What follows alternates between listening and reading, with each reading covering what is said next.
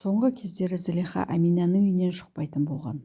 Намазға киетін көйлектер тігумен айналысып жүр. Аминаның үйіне ұстаздары келеді. Бұл кісі әдейі Зылиханы көру үшін Аминаның үйіне келді. Зылихамен жалғыз қалу үшін Аминаға сен барып маған кофе жасап әкел деп оны асханаға жұмсап жібереді. Зылихадан сенің тігіске деген икемің бар сияқты, бұл өнерді кімнен үйрендің дейді. Зылиха анам үйреткен деп айтады. Демек ана дейсің ғой, сенің көздеріңмен істеп жатқан істеріне қарап анаңның іс-әрекетін қайталағың келеді дейді. Яғни оған жанұя құру керек деп айтып жатыр. Зылихаға қазір не тігіп отырсың дейді. Зылихадан не тігіп отырсың деп сұраған кезде Зылиха намаз оқитын кезде киетін көйлек дейді. Әлгі ұстаз, жаратушым сені де намаз оқитындардың қатарынан көруді нәсіп етсін. Сен де бір күні орамалға келесің дейді. Сөйтіп жаратушымыздың қақ жолына түсерсің. Әйтпесе сендей сұлу қызды шайтан жолдан азыруға дайын тұрады. Сондықтан да шайтанның арбауына түспеу үшін намазға келіп орануың керек дейді. Есіктің қоңырау шалған кезде әлгі ұстазсымақ мені мұнда ешкім көрмей-ақ қойсын деп басқа бөлмеге тығылып қалады. Келген Әзизе екен.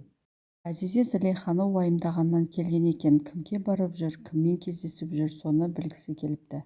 Амина Әзизенің сеніміне кіру үшін оның алдында жылы сөйлей бастайды. Мен жалғыз басты әйелмін, Зылиханы кездестіргенім қандай жақсы болды. Әрдайым жаратушыдан мені жақсы адамдармен кездестір деп дұға етуші едім. Сол дұғам қабыл болды деп айтып жатады. Зылиха да мен де Амина әпкенің қасында өзімді жайлы сезінемін. Бұл кісімен кездесу маған да жақты дейді. Әзизе менің 5 түйір бауырым бар дейді. Зылихамның сіз сияқты жақсы адамның қасында жүрген екен. Енді мен Зылиханы уайымдамайтын боламын дейді. Әзизенің сөздерінен кейін Зылиха мен дұрыс істеп жүрген екенмін ғой, дұрыс жолмен жүрген екенмін ғой деп ойлап қалады. Девранның жоспары Ябуздың түбіне жету еді. Ихсан бас есепші, оны ұстап алады. Ябуз екеулерің жалған бірнеше фирмалар құрыпсыңдар. Қонақ үйдің ақшаларын сол фирмалар арқылы қалталарыңа салып отырған екенсіңдер дейді. Ихсан ешкімге айтпаңызшы деп жалынады. Девран оған ұсыныс жасайды. Егер Ябуздың осы тірліктерін елге әшкере етуге көмектессең, онда сенің бұл іске қатысыңды ешкімге айтпаймын дейді. Ихсан келіседі. Әзизе Фирузаға келіп, сіз туралы бір қауесет әңгімелер естідім дейді. Сізбен бірге жұмыс істеу үшін мен сізге сенуім керек дейді. Сөйтіп күйеуі туралы сұрайды. Күйеуіңізді сіз өлтірген деген қауесет әңгімелер бар екен дейді.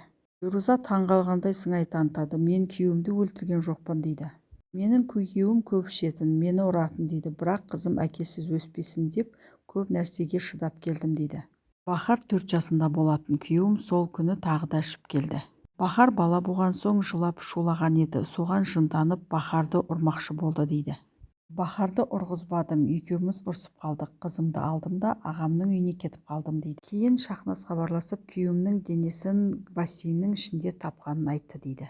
Оқиға былай болған. Сол күні Танер күйеуі тағы да ішіп келген және Бахарды ұрмақшы болған. Фируза қызыма қолыңның ұшын тигізбе деп ұрысқан. Ал Танер болса не істейсің, қызыңды алып жебдетке кетіп қаласың ба дейді. Фируза жынданып кетіп күйеуін итеріп жібереді. Ол жерге құлап, басын тасқа соғып, басы қанап, бассейнге құлап түседі. Бассейнде суға тұншығып қайтыс болып кетеді. Ал Фируза қарап тұрады. Кейін ағасының үйіне қызын алып қашып кеткен болатын. Елдің бәрі Танер суға құлап батып кетті деп біледі. Негізінде оны Фируза өлтірген. Әзизеге күйеуімді мен өлтірген жоқпын дейді. Бұны саған кім айтты? Девран айтты ма дейді. Девран менің сізбен жұмыс істегенімді қаламайды. Еркектердің бәрі бірдей, олар әйелдерін үйде отырсын, жұмыс істемесін деп ойлайды. Бірақ біз әйелдер өз құқығымызды қорғауымыз керек, жұмыс істеуіміз керек дейді. Және еркектің табысына қарамауымыз керек деп айтады. Әзизе кеткен соң біреуге хабарласып, Девран Алаздың қай қонақ үйде жұмыс істеп жатқанын маған анықтап бер дейді. Юсуф пен Бахар достасып кеткен еді. Юсуф Бахарға көмектесу үшін оның жігітімен кездесуге рұқсат берді. Бахар Тайландға қашайық, шетелге кетіп қалайық дейді. Тайланда келсе кетеді. Сенің анаң қарсы, менің әкем қарсы. Олардан шаршадым. Өзімді бір түрмеде жүргендей сезініп жүрмін дейді. Екеуі қашуға бел буады. Юсуф Бахарға біз кешігіп жатырмыз, тез кетейік дейді. Тайланд бізге кездесуімізге рұқсат бергенің үшін саған рахмет айтамын, сен жақсы жігіт екенсің деп Юсупке қолын ұсынады, бірақ Юсуп қолын алмай кетіп қалады. бахар Юсупқа: мен саған барлық сырымды айтып жүрмін, сен неге айтпайсың, неге маған ашылмайсың дейді. Саған соңғы кездері бір нәрсе болып жүр, бұл Зылихаға байланысты ма дейді. Юсуп: Зылиха екеуміз айырылыстық, ол кеше мені тастап кетті. Басына түскен жайттердің бәрін екеуміздің махаббатымыздың кесірі деп ойлайды. Бахар Юсупке: Зылиханы жақсы көресің ба? Онда оның қасында бол, одан бас тартпа дейді. Зылиха Аминадан Айхан ұстазының айтқандарын сұрайды. Ол кісі маған: егер біз оранбасақ, шайтан ізімізге түсіп, бізді хақ жолдан тайдырады деп айтты, сол рас па дейді. Ол саған таза ниетімен сені қорғау үшін айтқан дейді. Оранғаның өзің үшін жақсы болады.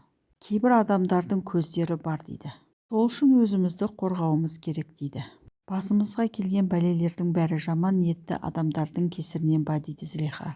Егер мен хиджаб киетін болсам, басымызға жаман нәрселер жоламай ма дейді. Амина: ең қайырлысын жаратушымыз біледі дейді. Біздің қолымыздан тек оның хақ жолында жүру ғана деп кетіп қалады. Зылиха өзін және отбасын қорғау үшін орамалға келді.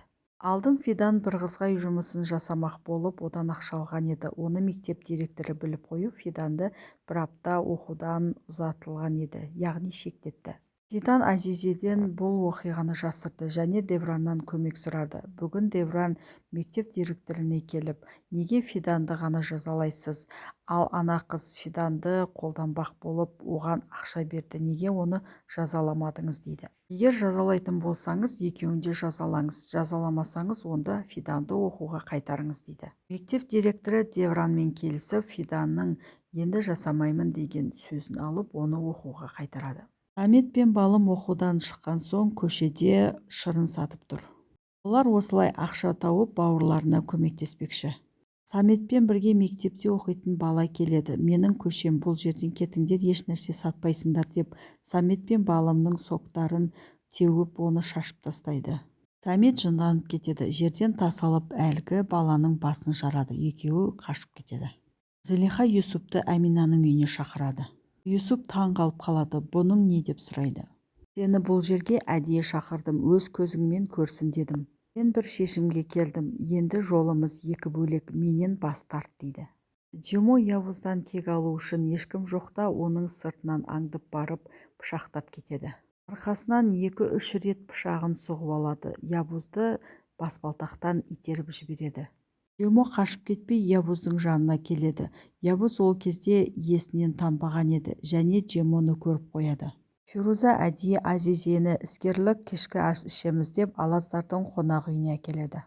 Ол Азизе мен Девранды әдейі ұрыстыру үшін сонда әкелді. Өйткені Девран Явузбен жұмыс істеп жатқанын Азизе білмейтін еді.